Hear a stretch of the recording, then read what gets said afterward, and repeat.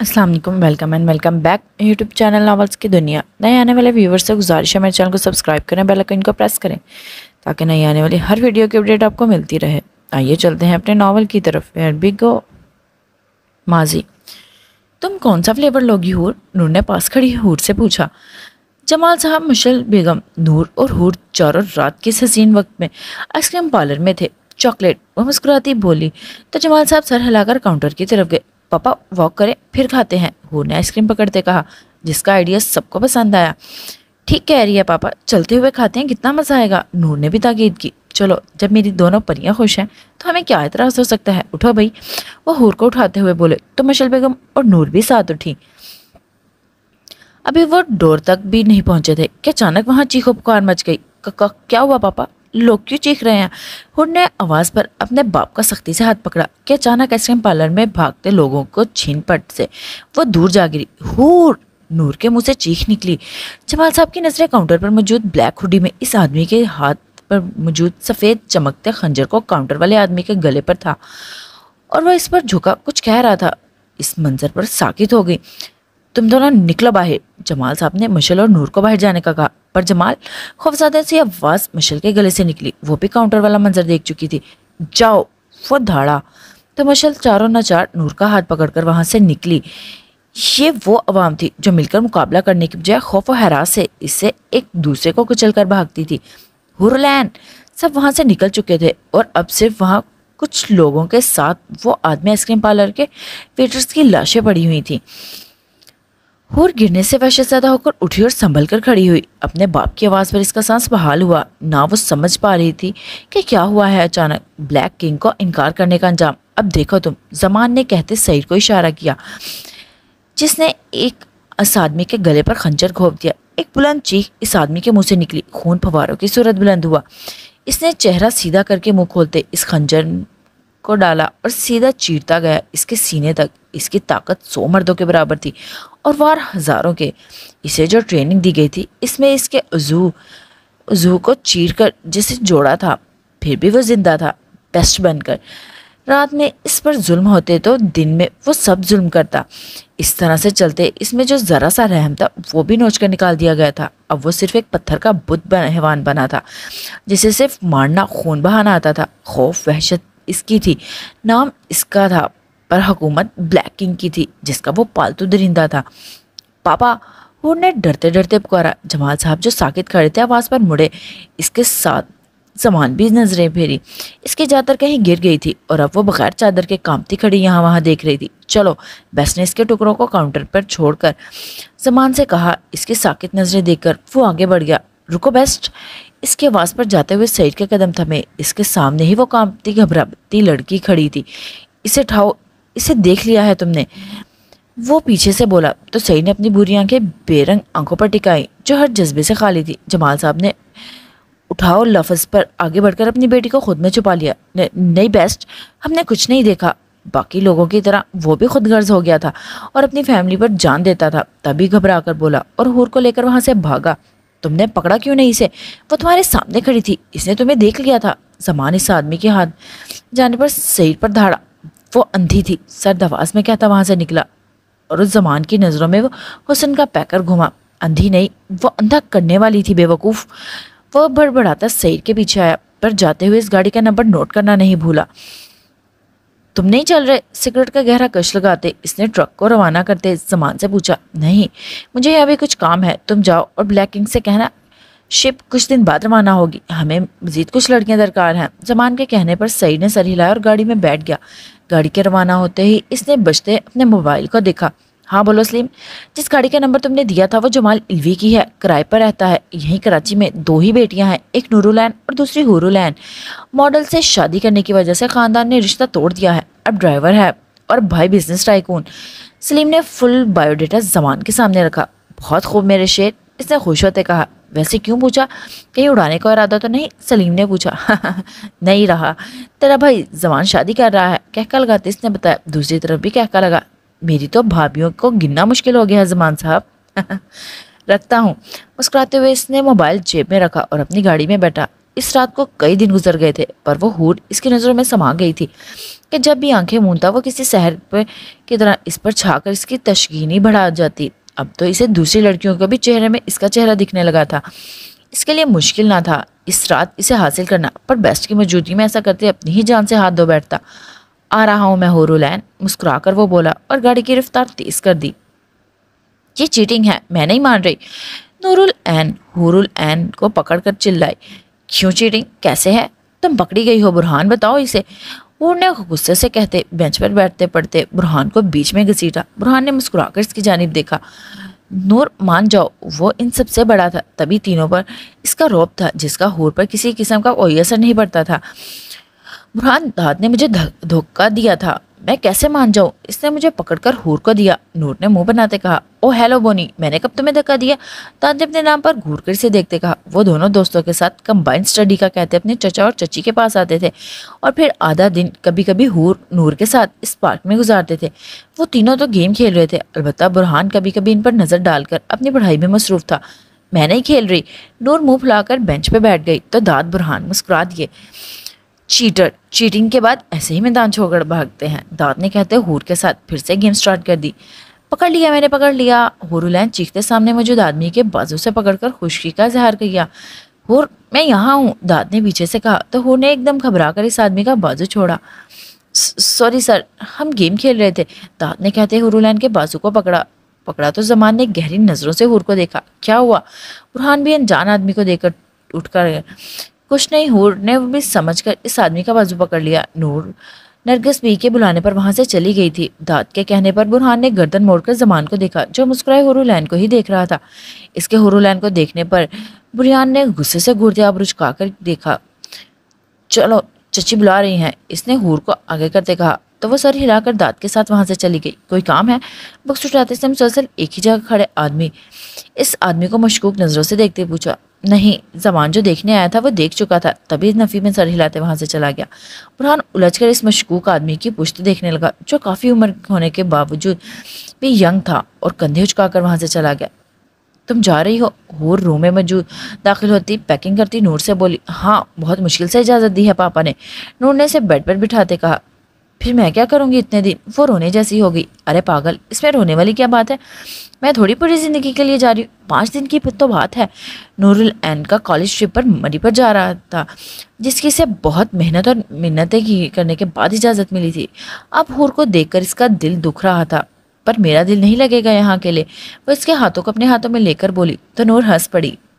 کچھ ماما کو تنگ کرنا، کچھ بھی سے فرمائشیں کرنا تو دل لگ جائے گا، پلیز رونا نہیں، میرا بہت دل کر رہا ہے جانے کو، پلیز حور۔ اس کی آنکھوں میں بھرے آنسو دیکھ کر وہ منتیں کرنے لگی تو حور ہنس پڑی۔ تو پھر یہاں میں اپنے پاپا کے ساتھ جاؤں گی گھومنے، وہ خوشی سے بولی۔ سنو، پاپا کو زیادہ پریشان مت کرنا، وہ پہلے ہی اس دن آئس کریم پارلر والے واقعے کے بعد بہت پریشان رہنے لگے ہیں۔ اس کے سمجھانے پر حور سر ہلا گئی۔ ویسے بیسٹ کون ہے؟ کچھ نہیں جانتی یار، صرف اتنا معلوم ہے انسانوں کو مارتا ہے بے رحمی سے، آج تک کوئی نہیں دیکھ پایا اسے، صرف نام جنگل میں آگ کی طرح پھیلا ہوا ہے۔ نور اپنے گرم کپڑے رکھتی بولی تو حور نے سمجھتے سر ہلایا۔ تمہیں پتہ ہے اس دن آئس کریم پارلر میں بیسٹ تھا اور میں نے محسوس کیا وہ بالکل پاس کھڑا تھا میرے، حور نے سرگوشی سے بتایا کیونکہ اس نے منع کر دیا تھا اسے بات کرنے سے۔ کیا سچ؟ نور کی آنکھیں پھٹ گئیں اور وہ حیرت سے چلائی، پاس آئی۔ پھر کیا ہوا؟ تم اور پاپا کیسے آئے وہاں سے؟ اس کے لیے حیرت ہی تھی کیونکہ جو نیوز میں آئس کریم پارلر کا منظر دیکھا جا رہا تھا اس سے ہر کسی کے رونگٹے کھڑے ہو گئے تھے اور اس نے تو دیکھے کئی دن نیند ہی نہیں آئی تھی، اور اس کی بہن اس حیوان کے سامنے آ گئی تھی، اگر اس جگہ خود ہوتی تو شاید وہیں فنا ہو جاتی۔ ایک آدمی نے اسے کہا اسے اٹھاؤ، اس نے تمہیں دیکھ لیا ہے، پر اس نے مجھے کچھ نہیں کیا، پاپا نے بھی کہا کہ ہم نے کچھ نہیں دیکھا، پھر ہم وہاں سے بھاگ نکلے۔ نور منہ پر ہاتھ رکھے بیٹھی تھی۔ او شاید پاپا اسی وجہ سے پریشان ہے، اس نے سر ہلایا تو حور نے بھی تاکید کی۔ سنو، اب کسی سے مت کہنا، اپنی فرینڈ سے بھی نہیں، ورنہ پاپا کو پولیس پکڑ کر لے جائے گی۔ نورالعین نے اسے خبردار کیا، جس پر اس نے اسے یقین دلایا کسی سے نہیں کہے گی۔ نور ہو گئی پیکنگ بیٹا؟ تمہارے پاپا انتظار کر رہے ہیں تمہارا، مشل بیگم ان کے روم میں داخل ہوتی بولی۔ ماما بس ہو گئی، اس نے جلدی سے بیگ پیک کرتے کہا اور مسکرا کر سینڈلز پہننے لگی۔ خیال رکھنا اپنا اور ہمیں کال کرتی رہنا، اس نے ماتھے پر بوسہ دیتے کہا، اور وہاں گرنا جانا کہیں۔ داد روم میں آتے بولا تو اس نے گھورا۔ تم کیوں آج صبح ہی ٹپک پڑے ہو؟ وہ منہ بنا کر کہتی حور کو کس کر کے بیگ پکڑے گئی۔ سوچا तुम वहां जाकर मुझे याद करो ना करो, इसीलिए तुम्हें अपनी हसीन सूरत दिखाने आ गया। आगे चलते वो बोला, शक्ल देखी है, मैं तुम्हें याद करूंगी। अल्लाह अल्लाह करके तो कुछ दिन ये बंदर जैसी शक्ल देखने से छुटकारा मिल रहा है। वो कहती बाहर निकली तो दाद ने आंखें घुमाई। यही मेरी भी राय है तुम्हारे बारे में, इसने कहते बैग रखा, नीचे जाकर हूर के साथ खड़ा हो गया। तुम्हारा मतलब क्या है? मैं बंदर जैसी शक्ल वाली हूँ? वो चीखी तो दाद के कानों में उंगलियां डाली। शक्ल नहीं, कद वाली, कहका लगा कर बोला। नूर जो अपना सैंडल उतारने वाली अपने बाप को आते देख खामोश हो गई। मैं ये ले लूं दोस्त? मुस्कान ने एक गुड़िया की तरफ इशारा करते बुरहान से पूछा। ज़रूर, मुस्कुराते कहते इसने वो गुड़िया इसे दिलाई और बाकी की शॉपिंग करके वो डिनर के लिए एक रेस्टोरेंट में आए। क्या खाओगी? मेन्यू का कार्ड देते इसने सामने बैठी दोनों कोहनियाँ टेबल पर टिकाए अपनी फेरी से पूछा, जो आसपास के माहौल को आंखें फैलाए देख रही थी।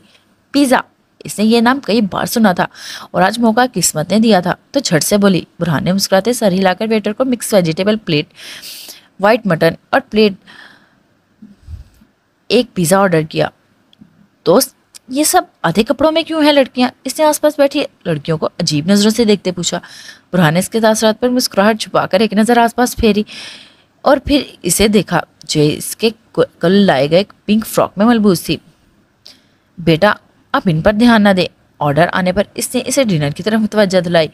सलाम एसपी साहब, कैसे हैं? मुस्कान अचानक इनकी टेबल पर चेयर खिसका कर बैठी और मुस्कुराते बुरहान से बोली, तुम? बुरहान ने आवाज पर सर उठाकर देखा तो मुस्कान को देखते गुस्सा जब्त करते कहा, हाँ मैं। इसे सवालिया बुरुज का है। पास बैठी छोटी मुस्कान इस बड़ी आफत को देखने लगी जिसने इसके दोस्त के चेहरे पर सुर्खी फैला दी थी। गुस्से से, निकलो यहाँ से। तभी तभी गुस्से से इसने आगे से प्लेट की हंची और उंगली से खड़ा होकर होने को कहा, ऐसे मत करो एसपी, मैं तो सिर्फ डिनर करने आई हूँ। वो वापस प्लेट इसके हाथ से छीनकर इसमें से अपने लिए खाना निकालने लगी। कौन है ये दोस्त? बुरहान के कुछ कहने से पहले ही छोटी सी मुस्कान बोली। आवाज पर मुस्कान ने गर्दन घुमाई और इस कमजोर बच्ची को सर से पैर तक देखा। हमारी तो अभी शादी नहीं हुई, फिर ये छोटा पीस कहाँ से आया? हैरत से मुंह में स्पून डालते इसने बुरहान से पूछा और इसके शादी और छोटा पीस कहने पर बुरहान के दिमाग की रगें तन गई। आउट। टेबल पर जोर से हाथ मारते वो धाड़ा। एक पल को मुस्कान का दिल सहमा। छोटी मुस्कान तो बिल्कुल काम कर रह गई। दोस्त, वो डरकर बुरहान को पुकार बैठी कि अचानक क्या हुआ अपने नर्म दोस्त को। बुरहान ने सुर्ख नजर मुस्कान से हटाकर अपनी फेरी को देखा। कुछ नहीं हुआ, तुम खाना खाओ, अंकल आता है, कहीं मत जाना। शाबाश। इसके गाल थपथपाकर सामने खड़े कांस्टेबल को इसका ध्यान रखने का कहते इसने पास बैठी मुस्कान का बाजू पकड़ा और झटके से खींचकर उठाए वहां से ले जाते रेस्टोरेंट से बाहर आया। क्या बकवास कर रही थी तुम? अब बोलो। पार्किंग एरिया में आए जहां सिर्फ इक्का-दुक्का लोग मौजूद अपनी गाड़ियों में सवार हो रहे थे। कौन सी बकवास मैंने की? अभी तो कोई बकवास की ही नहीं। आपको पता नहीं किस बात का गुस्सा चढ़ गया है। मुस्कान इसके गुस्से बड़ी नजरों सबको देखती अनजान बन गई। बुरहान ने इसे घूरा, वो भी मुकाबला करते इसकी आंखों में देखने लगी। ताकत आजमा रही हो? इसने तमसरे से पूछा। कोई शक? वो बालों को झटकती बोली जो बुरहान के मुंह में टुकड़ा कर पीछे गिरे। तो छुड़वाओ। इसने एकदम बाजू मोड़कर इसकी पीठ से लगाया जिससे पर मुस्कान की आ निकली। हम आंखों से लड़ रहे हैं, आप हाथ से एसपी। ये तो बेईमानी है। इसके लफ्जों पर बुरहान ने इसकी आंखों में देखा और एक झटके से पीछे धकेला कि वो गिरते गिरते बची। मुझ पर ये बेहुदा डायलॉग्स मत आजमाओ। इसने उंगली से वार्न किया तो मुस्कान हंस पड़ी। वैसे कौन थी ये बच्ची? अपने कलाई से हिलाते वो पूछने लगी जैसे अब इसको कुछ बताया देगा। जासूसी करती हो? बुरहान को शक हुआ जो इसकी आंखें कह रही थी कहीं इस दिन इसे ब्लास्ट से बचाने वाली भी यही तो नहीं थी। इस दिन चारों से एसएमएस पर अमल करते अपनी गाड़ी में गया था और जब वो पुलिस स्टेशन में था कि पीछे इसकी पुलिस गाड़ी ब्लास्ट हो गई थी जिसमें 2 कांस्टेबल भी मौजूद थे। इसे लगा अगर वो लड़की मिल गई तो इसकी गाड़ी ब्लास्ट करने वालों तक भी पहुंच सकता है। जो दिल में होते हैं इनकी जासूसी नहीं की जाती। चारों वो अपना पोल खोल गई। इसके सामने बुरहान हैरान खड़ा था। क्या बकवास कर रही हो? दिमाग तो ठिकाने पर है लड़की? वो कुर्रा कर बोला तो मुस्कान कंधे उचका गई। दिमाग तो ठिकाने पर है, दिल नहीं। आसपास को देखती वो सरगोशी में बोली, ये फालतू के ख्वाब देखना छोड़ दो क्योंकि मैं जानता हूँ तुम भी इस बेस्ट के गुनाहों में मुलविस हो और जल्द ही अपनी असली जगह पर आएंगे, साथ तुम और तुम्हारा भाई भी। Just wait and watch. 2 उंगलियों से चुटकी बजाते इसने मुस्कान को बाबर करवाया जो गुस्सा जब्त से खड़ी थी। ख्वाब ही रह जाएगा तुम्हारा एसपी बेस्ट को पकड़ने का। तमस्खरे से हंसकर कहती वो टिक टिक करती वहां से निकली। कुछ याद आते रुकी और मुड़ी। अच्छा लगा देखकर किसी बेबस को सहारा देते। इससे मुझे ये अंदाजा हो रहा है जो शख्स किसी और की औलाद को इतनी मोहब्बत दे सकता है वो अपनी औलाद को कितनी देगा। मैं अब मुतमईन हूँ। पूरे एतमाद कहती वो पार्किंग में खड़ी अपनी गाड़ी की जानिब जा बैठी और वहां से निकलती चली गई। اب میں بھی مطمئن ہوں، مائنی خیزی سے کہتے اسے اندر کی جانب قدم اٹھائے۔ وہ کون تھی دوست؟ برہان کے سامنے بیٹھتے دیکھ مسکان کچھ دیر پہلے لڑکی کو غصے کے ساتھ جاتے دیکھ کر بولی، ایک مجرم تھی بیٹا۔ اس کے سر پر ہاتھ پھیرتے کہا، مجرم مطلب دوست؟ وہ نہ سمجھی سے بولی۔ برہان دیکھ کر مسکرایا، مجرم وہ بیٹا جو اللہ کے احکام کے خلاف جا کر غلط کام کرتے ہیں، انہیں دنیا میں ہر مجرم آخرت میں گناہگار کہتے ہیں۔ تو کیا یہ آپ مجرم اور گناہگار ہیں؟ اس نے اتنی پیاری لڑکی کو یاد کرتے ہوئے یقینی سے پوچھا۔ کہہ سکتی ہو، اس نے کہتے ہوئے ڈنر کرنے لگا اور چھوٹی سی مسکان مایوس ہو کر سر ہلا گئی۔ اسے دکھ ہوا اتنی پیاری لڑکی کو گناہگار تصور کرتے ہوئے، پر وہ مجرم کیوں بنی دوست؟ دماغ میں آتے سوال پر اس نے لبوں کو حرکت دی، جس پر برہان نے ہاتھ روک کر اس کے معصوم چہرے کو دیکھا۔ بیٹا، عزت مجبور کر دیتی ہے کسی عورت کو مجرم بننے پر۔ یہ بات چھوٹی سی فیری کے سر کے اوپر سے گزری، وہ سر ہلا گئی۔ آج یہ میری فیری کا روم ہے۔ برہان سے ہاتھ سے پکڑ کے ایک روم میں لاتا بولا، جو ان کی غیر موجودگی میں مسکان کے لیے سجایا گیا تھا۔ بہت خوبصورت ہے یہ تو، بلو پردے، پنک کلر کی ڈیکوریشن، دیواروں پر لگے باربی ڈالز کی پکچرز، خوبصورت فرنیچر والے اس روم کو گھما کر دیکھتی اور اس خوبصورت پنک چھوٹے سے بیڈ کے قریب آئی۔ اس کے چہرے پر مسکان اور آنکھوں میں ہر ایک چیز کو دیکھنے کی ستائش تھی۔ یہ گڑیا کا گھر ہے، یہ پڑھائی کے لیے ٹیبل جو ریزو کے لیے تھی پر میری زیادہ خوبصورت ہے۔ وہ ڈول ہاؤس اور اسٹڈی ٹیبل کو دیکھتے خوشی سے گئی، یہ سب میرے لیے ہے نا، خواب تو نہیں ہے نا؟ وہ مسکراتے برہان کے ہاتھ کو اپنے چھوٹے ہاتھوں میں لے کر بولی، یہ حقیقت ہے فیری، اللہ نے تمہیں دیا ہے سب کچھ، تمہارے ماں باپ نے یہ دیا ہے، تم خوش رہو اور ان کے لیے دعا کرو۔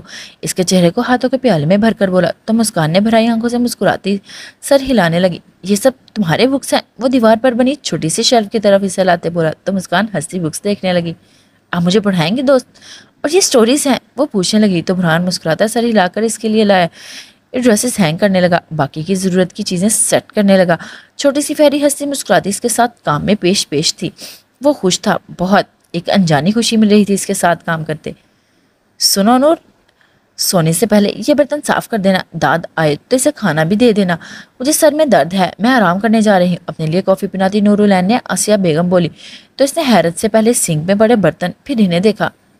صبح ہی بھی کچھ دن کے لیے اپنی بیٹی کے پاس گئی تھی، وہ جو ہر ماہ چکر لگاتی تھی اس طرف، اب وہ یہاں خود کو بہت اکیلا محسوس کر رہی تھی۔ تائی امی ملازمہ تو ہر روز کرتی ہے برتن، اب میں کیوں؟ اسے نہ سمجھی سے اس کے رویے کو دیکھتے کہا، بیٹا ملازمہ کی طبیعت ٹھیک نہیں، کیا ہم انسان دوسرے انسان کے لیے اتنا نہیں کر سکتے؟ بیماری میں کسی کی مدد کریں، وہ بھی اپنے گھر میں ذرا کام کر کے۔ اتنے تلخ کچھ ٹھنڈے لہجے میں کہنے پر نور گڑبڑا گئی۔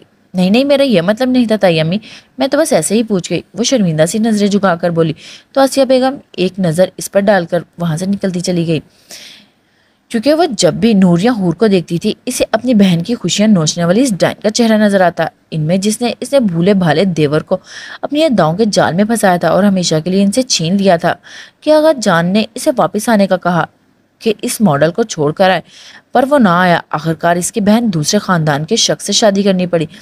جمال علوی کے خواب توڑ کر وہ زیادہ دن زندہ نہ رہ پائی اس دنیا میں، اور اب تک یہ غم قرب آسیہ بیگم کے دل پہ چھایا ہوا تھا۔ جب وہ اسے وہ رات یاد آتی جب اس کی بہن نے اپنی جان دے دی تھی، زندگی سے تنگ آ کر اپنے پیٹ میں پلتے اس 3 ماہ کی جان سمیت اس دنیا سے چلی گئی تھی، جس کی وجہ صرف اور صرف مشل تھی، حورالعین اور نورالعین کی ماں۔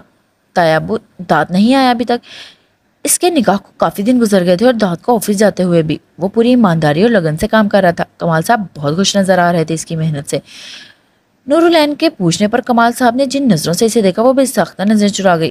اب کیا بتاتی، اسے تو تائی امی نے کہا تھا داد کو کھانا دینے کے لیے، ورنہ وہ کیوں رات کے 11 بجے تک جاگ رہی ہوتی۔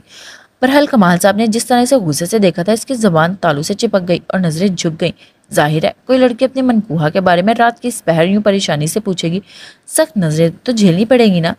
وہ تائی امی نے کہا تھا انہیں کھانا دینے کے لیے، تائی امی کو سر میں درد ہے اس لیے وہ آرام کر رہی ہیں۔ کھانا کھاتے کمال صاحب کے ہاتھ ٹھٹکے۔ نور ڈر گئی کہیں انہوں نے اس دل میں کمینہ کہنے پر دل میں سن تو نہیں لیا۔ تم نے دوائی دی اپنی تائی کو یا ایسے ہی بیٹھی ہو سارا دن؟ وہ کڑک کر لہجے میں گویا ہوئے تو نور کے وہم گمان میں بھی نہیں تھا وہ ایسے بات کریں گے۔ جی تائی نے کہا وہ آرام کریں گی۔ وہ ہڑبڑا گئی۔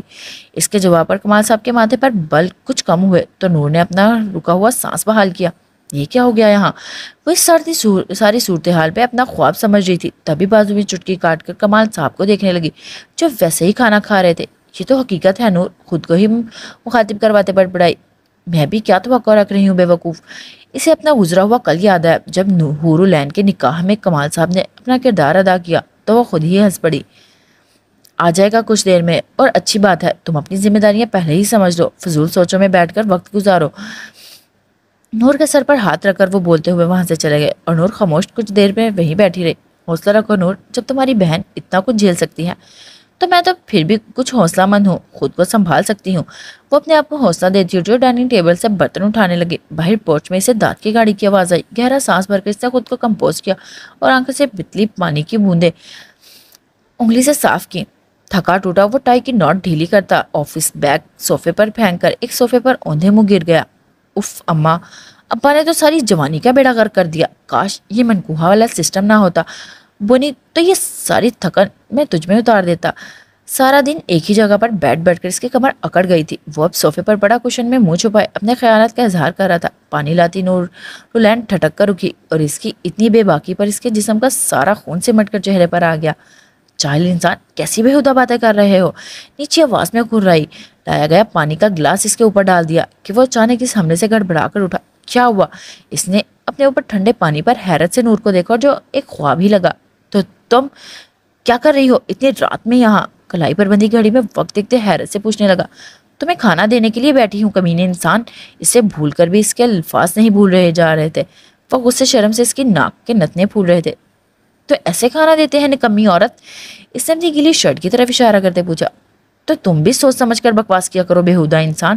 وہ غصہ پر مشکل دبا کر آہستہ سے بولی کہ تائیں اس کا کارنامہ نہ دیکھ لے وہ، اور اپنے تھکے بیٹے کی درگت پر اس کی زبردستی کلاس لیتی جیسے آج کل آسیہ بیگم کے تیور تھے.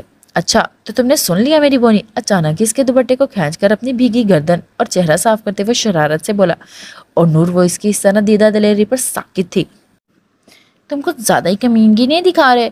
جھٹکے سے اپنا دوپٹہ کھینچ کر وہ بولی تو داد ہنس پڑا. میری بونی، ابھی تم نے مجھے دیکھا ہی کہاں ہے. میں اتنا کمینہ ثابت ہو سکتا ہوں جتنا تم نے ایکسپیکٹ بھی نہیں کیا ہوگا. وہ صوفے سے اٹھتا بولا تو نور منہ بنا کر قدم پیچھے لے گئی. میں کھانا لگا رہی ہوں، آ کر کھا لو، تمہاری نوکر نہیں ساری ساری رات جاگتی رہوں.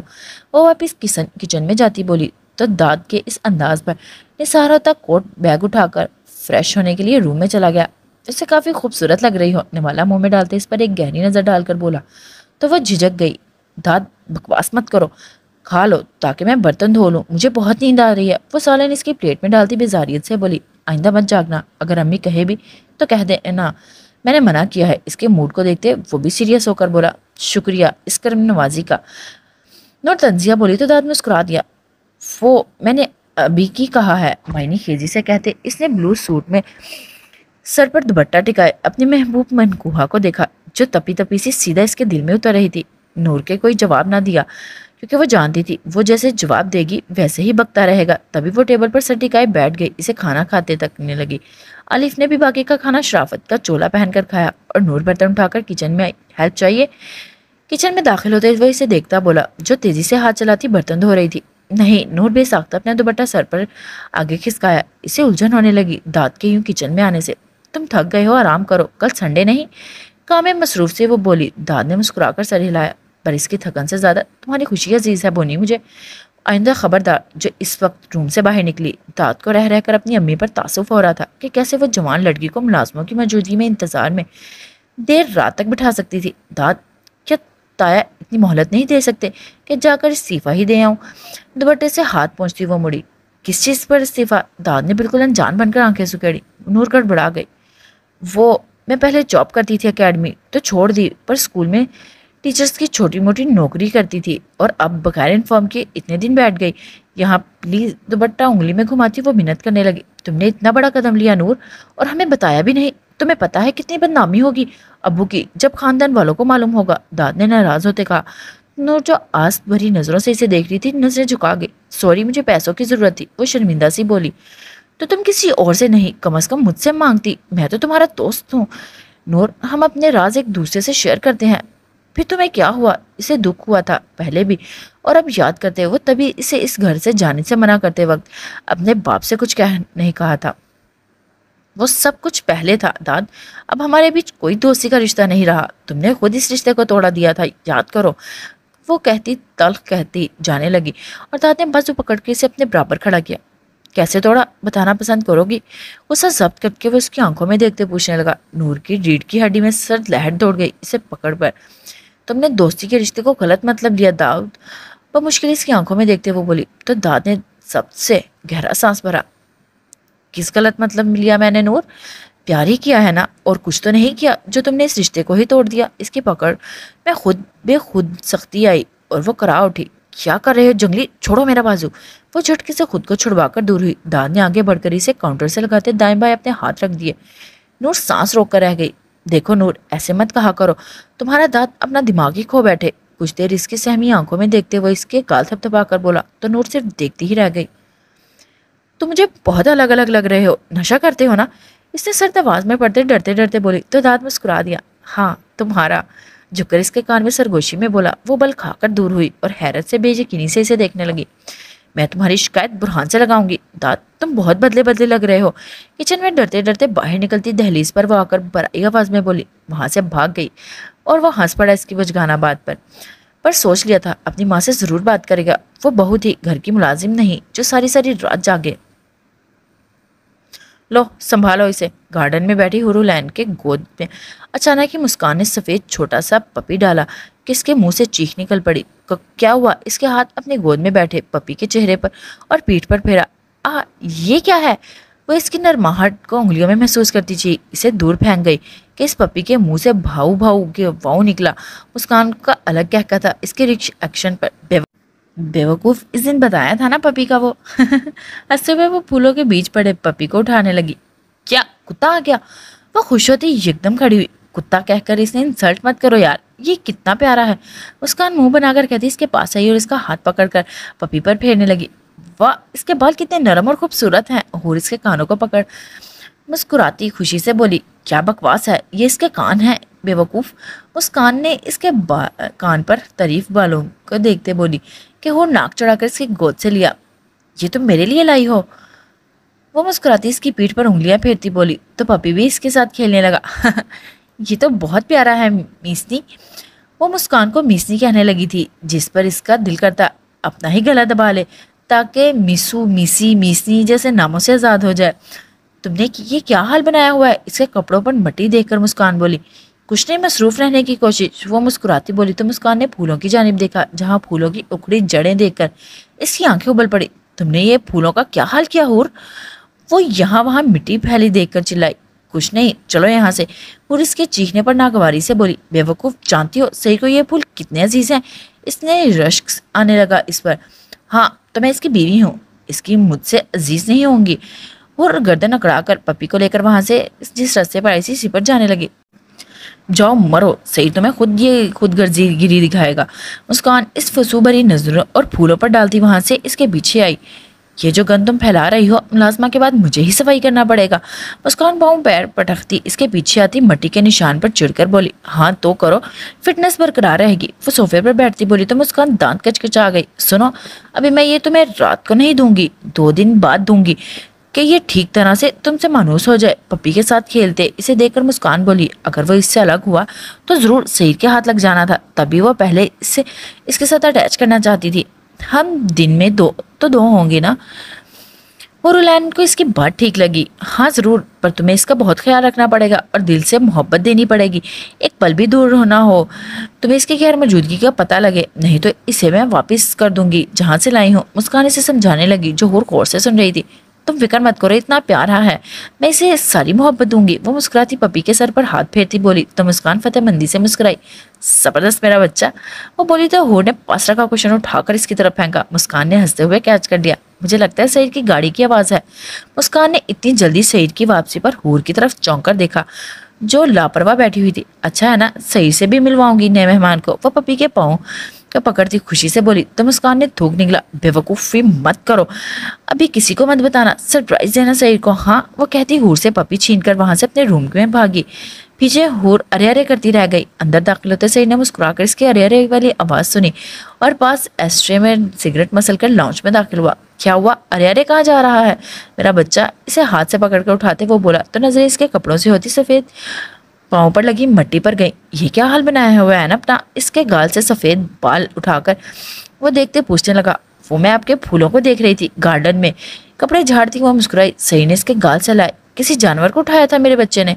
इसने गर्दन से कुछ सफेद बाल रुमाल से साफ करते वो मोहब्बत से पूछने लगा, और इसके सवाल पर वापस आती मुस्कान की सांस ही अटक गई।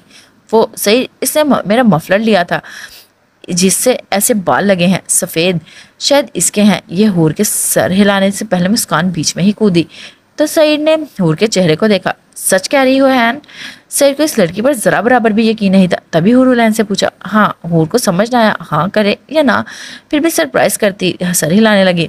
मुस्कान अपना अटका हुआ सांस बहाल करती वहां से निकली। इसका रुख अपनी दोस्त की तरफ था जो हॉस्टल में रहती थी। जल्द वापस आना, इसको गाड़ी से निकलते देख आरिफ ने कहा, जिस पर वो घूर कर रह गई। मेरी माँ बनने की कोशिश मत करो सुतेले साहब। उंगली से फोन करते वो बोली, मैं तुम्हारा बाप भी बनने की कोशिश कर सकता हूँ सुतेली नागिन, अगर तुम जल्द वापस नहीं आई। कहते हुए बगैर इसकी सुने वो वहां से अंदर बढ़ गया और पीछे मुस्कान मिठियां भींच कर रह गई। तुम अभी तक जिंदा क्यों हो? वो गाड़ी से सर निकाल कर चीखी। आरिफ ने जरा सा मुड़कर इसके सुर्ख चेहरे को देखा। क्यों? तुम्हें मारकर फिर मरूंगा। छुटाने वाली मुस्कुराहट पास करते वो पलट गया। मरेंगे मेरे सौतेले, वो चिल्लाती वहां से निकली, पर जाने से पहले मुलाजिम को घर साफ करने की हिदायत करना नहीं भूली जो इस घर की लाडली मालकिन बिगाड़ चुकी थी। सईद क्या हुआ? इसके बाजू से लगी खड़ी हुरुलैन बोली, जो वहां उखड़े अपने फूलों को दुख से देख रहा था, जो इसकी सिमी के पसंद के थे और इसकी मौजूदगी हमेशा अपने दिल के करीब महसूस करते थे। तुम यहाँ कैसे आई? अपनी सर्द आवाज को जब्त करने के बाद भी वो ना पाकर हूर के बालों को पकड़कर पूछने लगा। क्या हुआ सईद? गलत कर दिया मैंने? सब कुछ उखाड़ कर पूछ रही थी। गलत कर दिया मैंने? इसके चेहरे को देखने लगा। हूर ने कांपते हाथ अपने बालों से पकड़ते सईद के हाथ पर रखा जो चाहकर भी तकलीफ नहीं दे पा रहा था। बहुत बहुत। इसके बालों को छोड़कर वो नीचे बैठ गया और फूलों की उखड़ी जड़ों पर मिट्टी डालने लगा, पर नजरें फिर दूर खड़े सुर गुलाब पर गई जहां इन पर कुछ गिरा तो तोड़ गया था। वो हुरुलैन के चेहरे को देखने लगा। मैं मदद करवाऊं अगर मुझसे गलती हुई है तो? वो कहती आहिस्ता से इसके पास बैठी। यहाँ से जाओ एन। वो मोड़कर इसने जाने के लिए कहा क्योंकि इसे खुद पर जब्त नहीं हो पा रहा था। क्यों? मैं आपके साथ रहूंगी, वो जिद्दी लहजे में बोलती इसके बाजू पर सर टिका गई। बुरी सुर्ख आंखें भरा आंसू निकलकर सईद की शेप में जज्ब हो गया और जब्त से मुठियां भींची कि इसका पूरा चेहरा सुर्ख अंगारा हो गया था। मैंने कहा ना जाओ यहाँ से। वो इस कदर तेज धड़ा कि हुरुलैन के मुंह से चीख निकल गई। सही। वो डर और वहशत के मारे चीखी, सईद से दूर हुई और वो खूनखार नजरों से इसे देख रहा था जैसे एक बार फिर इसकी सिमी को छीन लिया हो इससे। हूर मुंह पर हाथ रखती सिसकती पीछे की जानिब खिसक रही थी। इसे क्या मालूम था इसे क्या हाल किया है फूलों का कि मुस्कान भी इसे वॉर्न कर रही थी और अब सईद इसका खौफ से बुरा हाल हो रहा था। अभी वो आगे बढ़कर इसका गला दबा देगा और इसकी कोशिश का नाकाम करती पीछे खिसक रही थी। आरिफ भी सईद की धाड़ लाउंज में सुनता भाग गया। वहां पर मंजर देखकर इसे अफसोस होने लगा। हुरुलैन पर मुझे नहीं रहना यहाँ। वो रोती हुई चीख कर घुटनों में मुंह छुपा गई। इसके लफ्जों पर सईद ने लब भींचे। वो खामोशी से फूलों को देखने लगा। ये क्या कर रहे हो सईद? वो तुम्हारी ऐन है। इसके दिल से आवाज निकली। इससे तुम्हारी सिमी को नोचने की कोशिश की है। एक आवाज इसके कान में गूंजी। इसका क्या कसूर है? तुम खुद इसे अभी तक अंधेरे में बैठे हो। इसके दिल ने गुस्सा करते नाराज होकर शिकवा किया। मैं चाहता हूँ वो जब दुनिया देखे तो हर तरफ इसके लिए खुशियां हो, कोई गम खौफ ना हो। वो जीना सीखे और जब दुनिया देखे तो घुटकर नहीं आज़ादी से सब रंग समेटे अपनी जिंदगी में।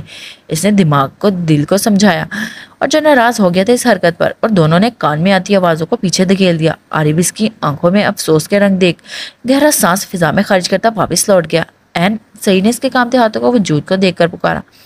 ना मत लो मेरा, आप बहुत बुरे हैं बेस्ट। आप मुझे नहीं रहना समझे। घास को नोचती इसकी जानिब फेंकती वो लरसती चिल्ला रही थी। इसकी नाक बह रही थी जिस पर सईद के लब मुस्कुरा उठे।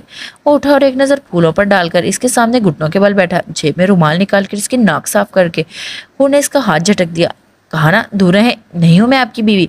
वो कहती पीछे खिसकी। सईद ने देखा इसकी हिचकियां बुलंद हो रही थी। शायद वह ज्यादा ही खौफजदा हो गई थी इसकी आवाज पर। तो क्या हुआ? इसे मुस्कुराकर पूछते आगे बढ़कर इसे जबरदस्ती अपनी बाहों में उठा लिया और इसकी हरकत पर आतिश फिशा हो गई। जबरदस्ती मज़ाहमत करने लगी। सईद ने इसे नोचने की कोशिश पर अपना चेहरा ऊपर करते इसे अपने बाल कंधे पर डाल दिया और वहां से निकलकर अपने रूम में जाने लगा। छोड़ो मुझे, छोड़ो।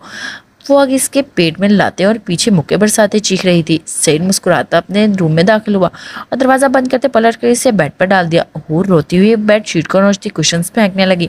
सईद को रह रहकर अपने ऊपर गुस्सा आ रहा था। क्या जरूरत थी गुस्से की? वो खुद पर जब्त कर सकता था। मेरा बच्चा। इसे अंदाजा नहीं था वो इस कदर एहसास हो गई थी। نہیں ہوں میں آپ کا بچہ، وہ چلائی، اور سعید نے اس کے دونوں ہاتھوں کی انگلیوں کو اپنی انگلیوں میں پھنسا کر بیٹ سلکا دیا، پھر اس کے مسلسل نفی کرتے سر ہلاتے پر وہاں سے نظریں سرکتی اس کے کانپتے نازک ہونٹوں پر آئیں، اور وہ آہستہ سے جھکا اس کے چہرے پر اس کے سارے غصے، خوف، وحشت کو قطرہ قطرہ کر کے پینے لگا۔ اس سے خوف سے چلاتی لرزتی حورالعین ساکت رہ گئی۔ جب یہ اس کا چہرے پر جھکا، اس کی پھولی سانسوں کو رفتہ رفتہ پینے لگا، اور حور اس کی انگلیوں پر اپنی پکڑ مضبوط کرتی آنکھیں نیچے پڑی تھی۔ تو پھر بتاؤ کیا ہو میری تم؟ اس کے کان میں سرگوشی کرتے ہوئے اس کے گردن پر اپنے ہونٹ سے مہر ثبت کرنے لگا۔ بیوی اس کے مضبوط ہوتے حصار میں ہکلاتی ہوئی بولی۔ سعید نے مسکراتے اس کے چہرے کو دیکھا۔ دور جانا چاہتی ہو مجھ سے؟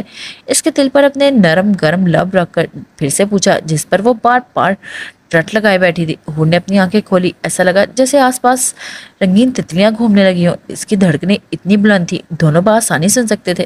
نہیں، وہ کہہ کر آنکھیں بند کر گئی۔ تم وہاں کیوں جاتی ہو؟ وہ اسے گارڈن کے بارے میں پوچھنے لگا۔ حور سمجھی اس کی گرم جھلسا دینے والی سانسیں اپنے چہرے پر محسوس کرتی مسکرائے۔ مجھے وہاں سکون ملتا ہے سعید، مجھے نہیں پتا میں نے کیا کیا، پر میں صرف وہاں اپنا وقت گزارنے گئی تھی، اور مجھے نہیں معلوم تھا کہ کیا کر دیا جس سے آپ کو اتنی تکلیف پہنچی۔ وہ سرگوشی میں بول رہی تھی کہ سعید اس کے بالوں میں منہ چھپائے سن رہا تھا۔ کیا کہتا جانتا تھا؟ وہاں اس کی سمی رہتی ہے تو سکون کیسے نہیں ملے گا؟ کیا میں وہاں نہیں جا سکتی؟ ڈرتے ڈرتے وہ کچھ دیر کے بعد بولی، اکیلی نہیں، جب ہم دونوں ساتھ ہوں گے تبھی ساتھ چلیں گے، وہ ہمیں دیکھ کر خوش ہوتی ہے۔ اس کے بالوں پر ہاتھ پھیرتے اس نے معصوم چہرے کو دیکھتے بولا، تو انہوں نے نہ سمجھی سے دیکھا۔ کون سعید؟ تم نے بہت برا حال بنایا ہوا ہے، میرے منہ پر بھی مٹی آ گئی ہے۔ ناگواری سے اس کے حلیے کو دیکھ کر کہتے اسے اٹھا اور بیٹھا، اس کے سوال کو نظر انداز کر گیا۔ حور کا شرم سے چہرہ سرخ پڑ گیا اور وہ جھک کر اٹھی بیڈ سے۔ ابھی ایک قدم بھی نہیں لیا تھا، اس سے پہلے ہی سعید نے اس کا نرم نازک ہاتھ اپنی گرفت میں لے لیا۔ وہ دھڑکتے دل کے ساتھ مڑی اور سوری اس کے لمبے بالوں کو آگے رکھتے پشت سے اسے اپنے سار میں لے کر اس کے کان میں جھک کر کچھ اس طرح بولا۔ اس کا دل دھڑکنا بھول گیا اور وہ ساکت سی کھڑی ایک ناقابل یقین لفظ پر، آپ مجھ سے محبت کرتے ہیں سعید؟ وہ رو پڑی اپنے ہاتھوں میں چہرہ چھپا کر۔ کتنی بھیانک حقیقت تھی اس کے لیے کہ جو شخص اس کا شوہر ہے اس سے محبت کرتا ہے، اسے وہ کچھ نہیں دے سکتی۔ وہ اس طرح تھی جیسے ایک گلاب کو بھیڑ میں لوگوں کے پاؤں تلے پھینک دیا گیا ہو، اور وہ اس کے بعد اس گلاب کا جو حشر ہوتا ہے وہ تھی اس کی حقیقت۔ پھر کیوں یہ شخص پاگل ہو رہا تھا اس کے پیچھے؟ سعید نے گھما کر اسے سکتے وجود کو اپنے سینے میں چھپا دیا۔ تو مجھے سب کچھ دے سکتی ہو این، اور وہ ہے۔ بس کر دیں سعید پلیز۔ وہ تڑپ کر اس کے منہ پر ہاتھ رکھ گئی۔ پاگل ہے اب اور کچھ نہیں، وہ اس سے دور ہو کر چلائی۔ سعید مسکرا دیا، ہاں تو؟ وہ جیسے وہیں چھوڑ کر وارڈروب پر ہاتھ لگا کر اپنے کپڑوں کو نکالنے کی کوشش کر رہی تھی۔ پیچھے سے ایرا کر بولا، جس پر حورالعین لب بھیج گئی۔ تو کچھ نہیں، اور ناک چڑھا کر بولی، تو کیا تم پیار نہیں کرتی مجھ سے؟ اپنے سوٹ پر رکھے اس کے ہاتھ پر اپنا ہاتھ رکھ کر پوچھا۔ حورالعین کا دل دھڑک اٹھا، جیسے کہہ رہا ہو ہاں کرتی ہوں، بہت بہت، پر کہہ نہیں سکتی، مجھے فریش ہونا ہے۔ وہ آنکھیں موند کر بولی، ضرور، پر یاد رکھو اب تم خود کہوگی تم مجھ سے پیار کرتی ہو، اور جتنا اپنی تمہاری دھڑکنیں شور مچا کر بتا رہی ہیں۔ ایک ہاتھ سے اس کی کمر کو جگڑ کر دوسرے سے اس کے لیے ہینگ لیے ڈریس نکالتے وہ مسکرا کر بول رہا تھا، اور حور تلخی سے مسکرا رہی تھی، جانتی تھی وہ ایسا کبھی نہیں کرے گی۔ ہٹے پیچھے، مجھے نہانا ہے۔ وہ اسے مسلسل اپنے پیچھے کھڑے محسوس کر کے وہ پھر اپنے لفظوں پر زور دے کر بولی، میری مدد چاہیے؟ اس کی بے باکی پر وہ کانپ کر رہ گئی۔ کس میں؟ اپنی لرزتی ٹانگوں پر بمشکل خود کو کھڑا رکھتے وہ ہکلائی، پیار کرنے میں۔ سعید نے مسکراہٹ روک کر اس کا چہرہ اپنے سامنے کرتے اس کی لرزتی پلکوں کو دیکھتے ہوئے کہا، تو جیسے حور کا سانس میں سانس آئی۔ نہیں، اس نے سینے میں زور دے کر پیچھے کرنے کی کوشش کرتے غصے سے بولی، تو وہ ہنستا پیچھے ہوا، اور حورالعین اپنے دھڑکتے دل کے ساتھ باتھ روم میں آئی تھی تو دروازہ بند کرنے والی ہی تھی کہ سعید نے ڈور پر ہاتھ رکھتے اس کی کوشش ناکام کر دی۔ کیا ہے؟ حور اندر ہی اندر ڈرتی ہوئی بولی، ڈریس تو لے لو۔ سعید مسلسل مسکرا رہا تھا اس کی حالت پر، اور اندر داخل ہو کر ڈریس ہینگ کرتے اس کی گال تھپ تھپا کر باہر نکل آیا کہ پیچھے ہی ایک دم ہی حور نے دروازہ بند کیا اس کی پیٹھ پر۔ سعید نے پلٹ کر دیکھا، اس کی کنڈیشن سمجھتے وہ کہکا لگا اٹھا۔ شرٹ کے بٹن کھولتے وہ ڈریسنگ روم میں آیا۔ اس نے سوچ لیا تھا رات کو اسے سونے کے بعد وہ اپنی سمی کے پھولوں کو واپس سے لگائے گا۔ ماضی، اگر آپ کا دوست نہیں مان رہا تو آپ پولیس میں کمپلین کریں جمال۔ حورالعین کے بالوں میں تیل لگانے کے بعد اس نے سونے کی ہدایت کر دی۔ جب وہ اپنے روم میں آئی تو جمال صاحب بیڈ گراؤنڈ سے ٹیک لگائے پریشانی سے آنکھیں مودے دیکھ کر اپنے پاس بیٹھی بولی، میں سوچ رہا تھا آخری بار کہوں گا، مان گیا تو ٹھیک، ورنہ پولیس سے میں مدد لیں گے، کم از کم کچھ پیسے تو لوٹا دے، اپنا گھر ہی خرید سکیں۔ مجھے نہیں معلوم تھا پیسہ انسان کو اندھا کر دیتا ہے۔ میں کافی بار اسے منتیں کر چکا ہوں، پر لگتا ہی نہیں وہ میرا دوست ہے۔ ایسا لگتا ہے جیسے دولت اور لالچ سے اسے اندھا کر دیا ہے، جیسے میری پوزیشن نہیں دیکھ رہی، کس حال میں ہم جی رہے ہیں۔ بچپن کا دوست تھا، بچپن سے ساتھ رہے ہیں، ساتھ کھیلتے رہے ہیں، پر پتہ نہیں کب اس پر دولت کی ہوس اسے اندھا کر گئی۔ مجھے پہچاننے سے انکاری ہے، جمال صاحب کے قرب سے چھت کو دیکھتے بول رہے تھے، اور مشل بیگم خاموشی سے پاس بیٹھی سن رہی تھی۔ حوصلہ کرے، برا وقت گزر جائے گا۔ ان کے کندھے پر ہاتھ رکھتے وہ ہمیشہ کی طرح مشکل وقت میں اپنے ساتھ ہونے کا احساس دلانے لگی۔ میرا حوصلہ اب ٹوٹ رہا ہے مشل، مجھے لگتا ہے ہمارا بہت برا وقت آنے والا ہے۔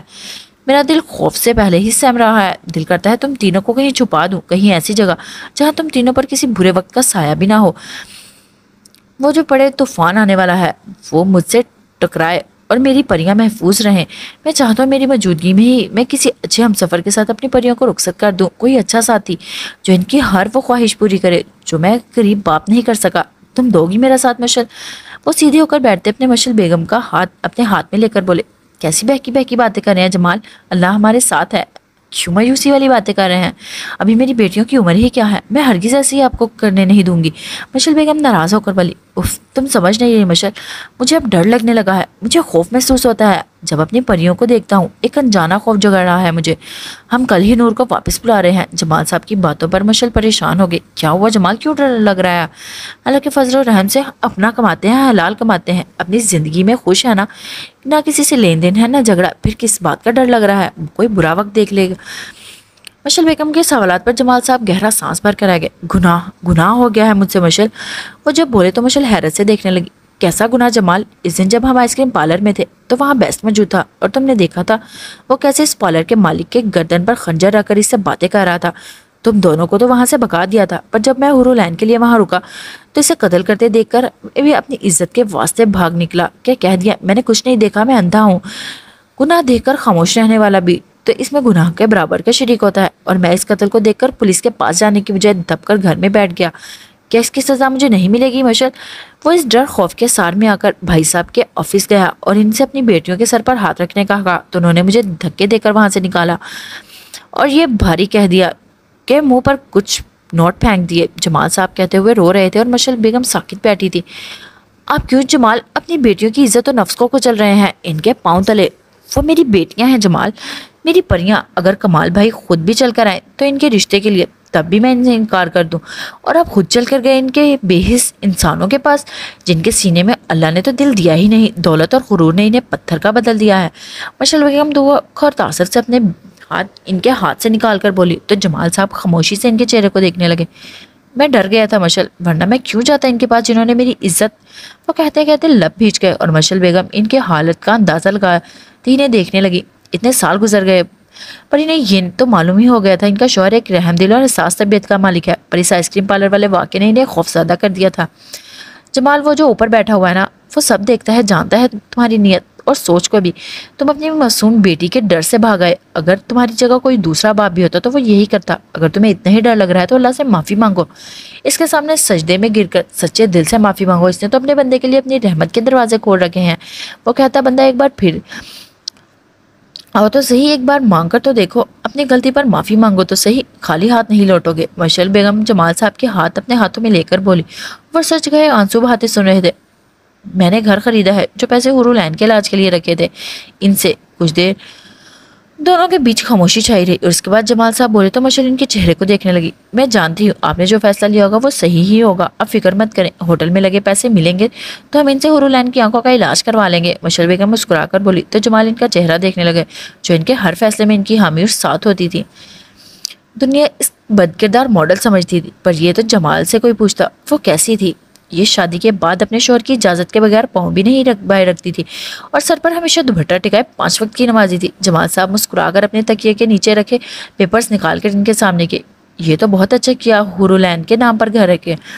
مشل بیگم مسکرا کر بولی تو جمال صاحب نے بھی مسکرا دیے۔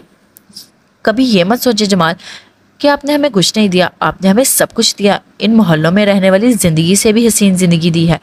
کیا کوئی دوسرا انسان محبت کے لیے اتنا کر سکتا ہے جمال؟ کہ اپنی عیش و عشرت والی زندگی چھوڑ کر 16 گھنٹے ڈرائیونگ کر کے خود کو ایک ہی جگہ پر بٹھا کر اپنے بدن کو سگا کر ہمارے پیٹ بھرنے کے لیے کماتے ہیں. شاید آپ کی جگہ کوئی دوسرا ہوتا تو ابھی تک میری بیٹیوں کو ٹھوکر مار چکا ہوتا. مشعل بیگم محبت سے کہتی نم آنکھوں سے جمال صاحب کو کندھے پر سر رکھ کر آنکھیں موند گئے. اس سے شادی کے بعد کتنی باتیں سننی پڑی تھی اس سماج سے. وہ ڈٹا رہا تھا اس کے اوپر، درخت کا گھنا سایہ بن کر اسے چھاؤں دیتا رہا تھا، سورج کی تیز تپتی کرنیں اپنے اوپر برداشت کر کے. جمال صاحب نے مسکرا کر انہیں دیکھا تو دونوں آسودگی سے مسکرا دیے. مسلسل آتی چیخ اور وہاں پر اس نے ناگواری سے باہر کی طرف دیکھا اور غصے سے اٹھ کر شرٹ پہنتے روم سے باہر نکلا. آوازیں محل کے باہر اڈے سے آ رہی تھی اور وہ بھی کسی لڑکی اور لڑکے کی تھی. سعید تیز تیز قدم لیتا اڈے کے سامنے آیا، لوہے کا گیٹ کھول کر اندر داخل اور چڑچڑاہٹ کی آواز ہر سو چھا گئی تھی. کیا ہو رہا ہے؟ اندر داخل ہوتے اس نے زمین پر پڑی جگہ جگہ سے پھٹے لباس میں لڑکی کو دیکھتے دھاڑا اور پھر اس کے جھکے اس آدمی کو دیکھا جو بلیک کنگ کا ملازم تھا. اس کی دھاڑ پر اس لڑکی پر جھکا آدمی بدک کر پیچھے ہوا اور سامنے موجود سعید عالم کو دیکھنے لگا. ایک لڑکا اوپر لٹکا ہوا تھا اور دوسرے تماشائی کھڑے تماشے سے لطف اندوز ہو رہے تھے. بیسٹ. اس کے منہ سے گڑگڑاہٹ میں ٹوٹے پھوٹے لفظ نکلے اور سامنے بے یقینی سے دیکھنے لگا، جس پر اس کے ساتھ باقی سب کو بھی حیرت کا جھٹکا لگا. بیسٹ کے اڈے میں موجود کی پر بھائی، میرے بھائی کو بچا لیں بھائی. نیچے پڑی کمسن سی مسکان اس لمبے چوڑے وجود کو دیکھتی روتی اپنے اوپر لٹکے عارف کو کی جانب اشارہ کرتی التجائیں کرنے لگی. سعید نے اس پر نظریں چرا کر اوپر لٹکے 22 سالہ لڑکے کو دیکھا جس کے منہ سے خون کی بوندیں نیچے گر ٹپک رہی تھی. وہ اسے پہچان گیا تھا، یہی کا ملازم تھا اور ان سب کے روم کی صفائی کرتا تھا. کیوں لٹکایا ہوا ہے اسے؟ اس کی بری آنکھوں میں نفرت پھیل گئی اور اس نے آگے بڑھ کر اپنی شرٹ مسکان کے اوپر ڈالی جسے وہ سسکتی ایک دم خود میں لپٹ گئی. پھر درشتی سے پوچھتا مسکان کو اٹھانے لگا جو لرز رہی تھی اور اس کے چہرے پر جگہ جگہ زخم تھے. شاید اسے مارا گیا تھا بے رحمی سے. قیامت کی دعائیں مانگتا عارف جو اپنی بہن کو اپنے سامنے بے آبرو ہوتے دیکھ کچھ نہیں کر پا رہا تھا سوائے اللہ سے دعا مانگنے کے. دھاڑ کی آواز پر اس نے بے یقینی سے سجی آنکھیں کھولے تو سامنے بیسٹ کو پایا. ایک بے نام آنسو اس کا نکل کر نیچے خون کی بوندوں میں گرا اور محبت سے اپنی بہن کو دیکھنے لگا جو وہاں آ گئی تھی جہاں پر برا سایہ اس کی پرچھائیوں کو چھوتے ہوئے بھی 100 بار سوچے. بلیک کنگ کے خلاف گیا ہے جس پر اس نے ختم کرنے کا حکم ہے کنگ. اس آدمی نے بیسٹ کو دیکھتے بتایا. کس بات پر خلاف گیا ہے؟ اس نے مسکان کو وہاں سے ایک چیئر پر بیٹھنے کا اشارہ کیا اور وہ اپنے بھائی کو لٹکتے دیکھ کر سسکیاں دباتی بیٹھ گئی. یہ لڑکی کوٹھے سے آئی ہے، قہر زمان نے اسے ہمارے لیے خریدا ہے، پر یہ لڑکا اسے یہاں سے بھگانے کی کوشش کر رہا تھا. مطلب کہ یہ بلیک کنگ کے خلاف جا کر یہاں سے آزادی دے رہا تھا اور اب کنگ کا حکم پر ہم اس کے سامنے اس کی بہن کے ساتھ بس. سعید کے ہاتھ اٹھا کر اس نے زبان کو لگام دیا اور مسکان اس بیسٹ کو دیکھنے لگی جو اس وقت اس کے لیے ایک فرشتہ ثابت ہوا تھا. 20 بھائی، میرے بھائی کو بچا لو، وہ مر جائے گا. پاس کھڑے سعید کو ہاتھ رو کر وہ اپنے ہاتھوں میں لے کر روتی اپنے عارف کی جانب متوجہ کروانے لگی. وہ چاہ کر بھی اسے بیسٹ نہیں کہہ پا رہی تھی. وہ جب کوٹھے میں رہتی تھی تب جب بیسٹ کا کوئی واقعہ سنتی تو دل کرتا اس درندے کا اپنے ہاتھوں سے سینہ چیر دے. دیکھے کہ کیا اس کے سینے میں اللہ نے دل نہیں دیا جو اس بے رحمی سے لوگوں کو مارتا ہے. پر آج اس بیسٹ کو دیکھ کر سوچ رہی تھی شاید یہ نہ ہوتا تو آج وہ کہیں کی نہیں رہتی اور یہ درندے سے نوچ لیتے. بیسٹ، آپ بیچ میں مت آئے، یہ کنگ کا حکم ہے، ہمیں کسی بھی حال میں ماننا ہے. جانتے ہیں نا اس کے حکم کے خلاف جانے والے کا کیا حال ہوتا ہے. کنگ بیسٹ کے تیور دیکھ کر وہ آدمی اکلاتا اپنی بات پوری کرنے لگا پر اس کی نظریں بار بار بھٹک کر کمسن سی مسکان پر وجود پر جا رہی تھی. کھولو اسے، سعید نے کلائی پر بندے گھڑی میں دیکھتے سرد آواز میں کہا. سب حیرت سے دیکھنے لگے. کیا ہو گیا ہے؟ کیوں بیچ میں آ رہے ہو بیسٹ؟ یہ ہمارا معاملہ ہے، اب جائیں یہاں سے. اس کے لفظوں پر سعید نے کلائی سے نظریں ہٹا کر اسے دیکھا اور وہ لمحہ تھا جب اس کے رونگٹے کھڑے ہو گئے جب اس کی سرد بری آنکھوں میں غصہ دیکھا. کھول دیا. اس نے جلدی سے دیوار میں ریڈ بٹن کو دبایا تو عارف نیچے گرا. وہ جانتے تھے وہ انسان ہی جانور ہے اور اس سے ضد کرنا مطلب موت کو دعوت دینا. مسکان دوڑ کر اپنے بھائی کے پاس پہنچی. مسی، عارف نے سسکتے اس کے وجود کو خود پر چھپا لیا تھا اور دونوں بے تحاشا رونے لگے. کوٹھے میں وہ دونوں بہت چھوٹے اور اپنے ماحول سے ناسمجھ تھے اور وہاں اس گھٹن زدہ ماحول سے بھاگ کر روز عارف کے اسکول سے آنے کے بعد ایک روم میں بند ہو جاتے تھے اور عارف جو پڑھ کر آتا تھا اسے پڑھاتا تھا. ایک روز ایسا ہی دن تھا. اس کا بھائی تیار ہو کر اسکول تو گیا پر پھر لوٹ کر واپس نہ آیا اور روز کی طرح انتظار کرتی رہی پر عارف کو نہیں آنا تھا تو وہ نہیں آیا. وہ روتی ہوئی بائی اپنی ماں کے پاس پہنچی. اس نے عارف کے رات تک نہ آنے کی وجہ پوچھی تو انہوں نے بہت سکون سے کہا کہ وہ بھاگ گیا ہے پر وہ نہیں مانی.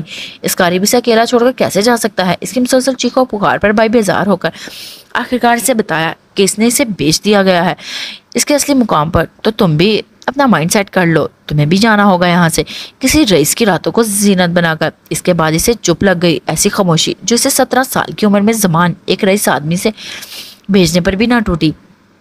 क्या करती, एक तवाइफ की औलाद थी जिसके समाज में 1000 दुश्मन थे। अगर भाग जाती तो इसे बाहर के नाम नहाद गैरतमंद अपने पांव तले कुचल देते। जिसके वाक़या वो सुनती रहती थी कोठे में, और वे इल्तिजाम मज़म्मत करती तो यहाँ पर हर किसी के आने की रातों को रंगीन बनाती। आगे चलकर इस कोठे की मालकिन बन जाती, जिससे हरगिज़ गवारा नहीं था। तभी इसने अपने लबों पर कफन लगा लिया था, और फिर 8 साल बाद वो सामने थी अपने भाई के, जो बचपन में ही से बिछड़ गया था इसे सर्द हवाओं के नजर करके। आरिफ जो हर दिन रात अपनी बहन की सलामती की दुआएं करता था, पर इसे वापस इसी दलदल में देखकर वो करा उठा और हर मुमकिन कोशिश करता इसे वहां से भगाने की। पर इसने किंग के जुल्म से तो बच गया, पर इसके जानवरों से नहीं बचा सका।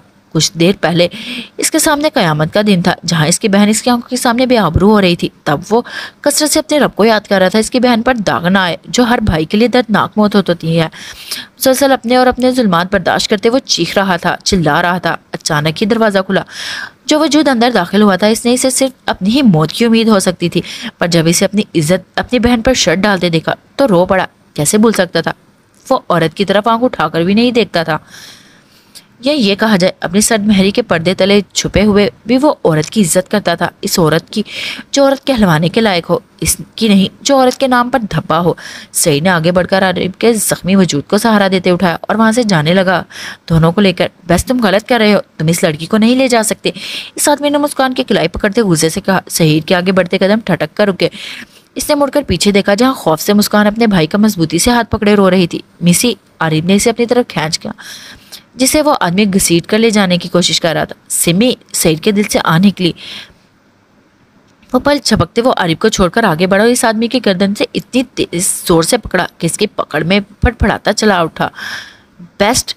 अभी इसका जुमला मुकम्मल भी ना हो पाया था, सईद ने घुमाकर इसके मुंह को दीवार पर दे मारा पूरी ताकत से। वहां मौजूद हर किसी की रूह कांप उठी थी इस मंजर को देखते, जो बार बार इसके मुंह को दीवार पर मार रहा था। यहाँ तक कि इसके वजूद ने हरकत करना बंद कर दिया और साकित हो गया इसकी पकड़ में। मुस्कान आंखें फैलाए पहले बारी से देख रही थी और वो लरज रही थी इसके वापस कदम इनकी तरफ लेने पर। वो डर कर आरिफ में छुपी। चलो, दोनों भाई बहन को बुत बना देकर वो गुस्से से बोला तो होश में आते इसके पीछे आए, जाकर इसकी गाड़ी में बैठे। पीछे मुंह पर कफन लगाए सब इस आदमी की लाश को घूर रहे थे, जिसका अभी पहचाना जाना मुश्किल हो रहा था। ये पकड़ो लड़की। इसके घर में मौजूद एक रूम में बैठे आरिफ और मुस्कान दोनों को मेडिकल बॉक्स देने के बाद इसने मुस्कान की तरफ 2 ड्रेसेस बढ़ाए, जिसे वो मुस्कुरा कर थाम गई। शुक्रिया आपका बेस्ट। नम आंखों से वो रोते इस रूम में जाते हुए इसकी पुश्त को देखने लगी और फिर अपने भाई की जानिब मुतवज्जह हुई। सही इन्हें इसलिए यहाँ लेकर आया था कि जानता था अगर किंग को मालूम हुआ तो जरूर इन्हें मारने की कोशिश करेगा, जो सईद कभी होने नहीं देगा। अस्सलाम वालेकुम जमाल मिली हुई। जमाल साहब तैयार होकर नूर को वहां से लेने के लिए जा रहे थे, क्योंकि वो अपने नए घर में शिफ्ट हो रहे थे और चाहते थे अपनी पूरी फैमिली के साथ पहला कदम रखे। अभी उन्होंने दरवाज़ा खोला ही था कि ब्लैक 3 पीस सूट में ममलूस जमान सलगार का कश लेते हुए अंदर कदम रखते हुए बोला, ये क्या बदतमीजी, अंदर कहाँ जा रहे हो? जमाल साहब इस आदमी को पहचानते ही एकदम सामने आते धाड़े। घर देख रहा हूँ सुसर साहब। इसने पूरे घर पर नजर दौड़ाते फिर सामने हैरत से खड़ी मशल बेगम को देखा। वाह, जब बीवी ऐसी क़यामत खेज हो तो बेटी तो ऐसी होनी ही थी। उन्होंने मशल बेगम के सरापे को देखते सोचा और हुलूरैन को देखने के लिए अपनी बेताब नजरें फेरी आसपास, जो कितने दिनों से पार्क नहीं आ रही थी। क्या बकवास कर रहे हो, निकलो मेरे घर से वरना पुलिस को बुलवा लूंगा, वो हशर करवाऊंगा, सारी जिंदगी याद रखोगे। सामने आते जमाल साहब ने गुस्से से कहा और इसके पीछे धक्का दिया, जो जमाल लड़खड़ाकर खुद को संभाल गया। गुस्सा नहीं सुसर, दामाद पर गुस्सा नहीं करते, वरना इसका दिमाग बिगड़ गया तो दोनों बेटियां गायब हो जाएंगी। पिस्टल निकालकर जमाल साहब के माथे पर रखते वो समझाते हुए धमकी देने लगे और मशल बेगम के हाथ पांव फूल गए अपने शोहर के सर पर गन देखकर। जमाल खौफ से चीखकर वो आगे बढ़ी और अपने शोहर के साथ खड़ी हुई। क्या हुआ मामा पापा को? साथ वाले रूम से अपनी माँ की चीख सुनकर हुरुलैन घबराई सी बाहर निकली और इसके खूबसूरत आवाज पर जमान ने अपनी नजरें दोनों मियाँ बीवी से हटाकर इनके पीछे देखा तो आंखों में सिर्फ इसे देखते हुए नशा छाने लगा।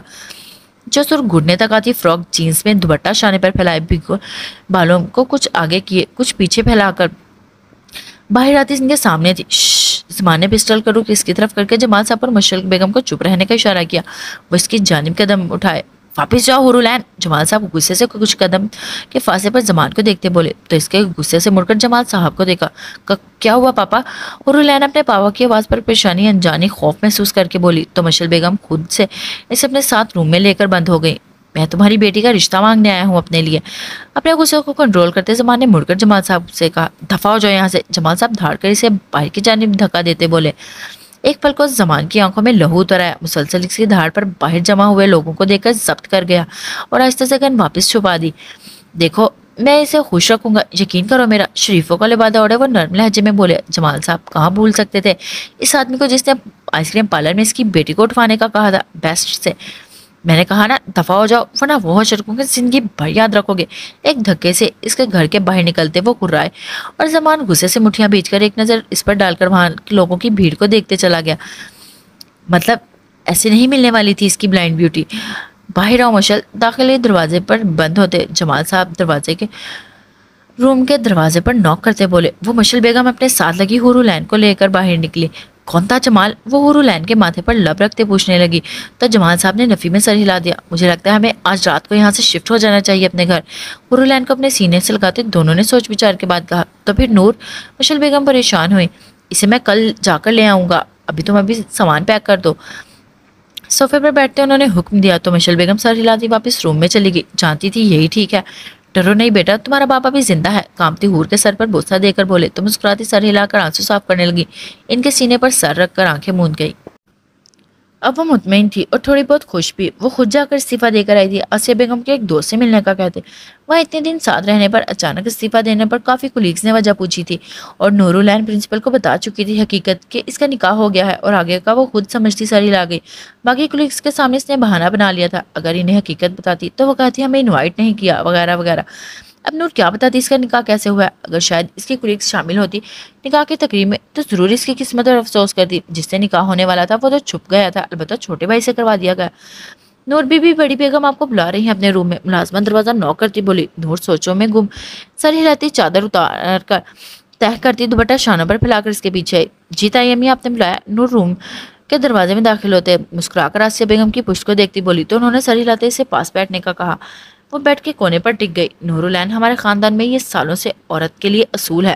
वो निकाह या शादी के बाद अपनी कलाइयाँ सुनी नहीं छोड़ती और ना ही फीके रंग पहनती है। आसिया बेगम नूरुलैन की सुनी कलाइयों से ग्रे कमीज़ पर वाइट शलवार कमीज़ और दुपट्टा ओढ़े देख नागवारी से कहती बेड पर कुछ डार्क रंग के ड्रेसेस और चूड़ियाँ रखने लगी। क्यों ताई अम्मी, कपड़ों और चूड़ियों का निकाह से क्या ताल्लुक? वो ना समझी से इन्हें देखती अपने आप को देखकर कुछ हैरत से पूछने लगी।